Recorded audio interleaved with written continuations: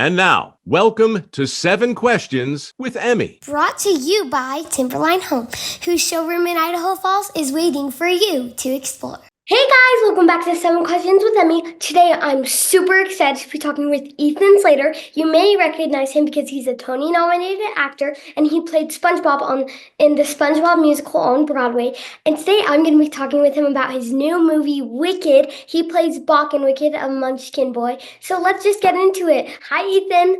Hey, Emmy. How you doing today? Good, how are you? I'm great. Okay, what was it like being Bach in Wicked? It was so fun and such a dream come true. I love Bach so much. He's like the sweet munchkin who is looking for friends. He's looking for friendship and community. And he maybe like stumbles and trips along the way to finding it, but I love his good intention and his heart. How did your career on Broadway help you prepare for this film? I think that working on Broadway helped in a lot of ways. When you're working on a show on Broadway, you have to really have the character go through a big arc and change from beginning to end, and you do it night after night after night. And so it takes a lot of stamina. You know, you have to do the whole show, whether it's 2 hours or 3 hours.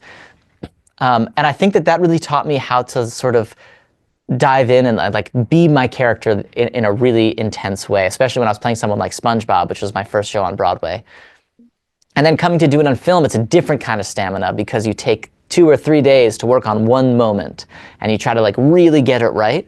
And so you have to be able to sort of dive in a different kind of way. But I think that I learned a lot by doing the big arc show first and then diving into each individual moment. I've seen the film, but for people who haven't, can you describe what Bach is like? Yeah, Bach he's a munchkin, which means he has red curly hair and freckles and brown eyes, like all other munchkins do. He is totally in love with Glinda, and she does not feel the same way about him. But Bach, I think, is somebody who is bright-eyed and bushy-tailed and looking on the bright side. And in part 1 of Wicked, he and Nessa Rose end up going to a dance together and becoming fast friends. What was it like filming in England while you were working on Wicked?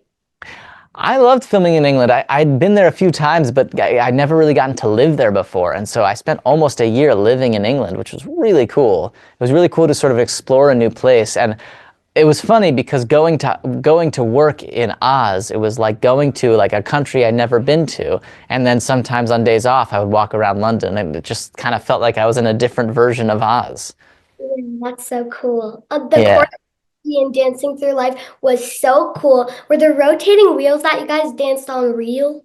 They were real. They were really real, and they were so fun.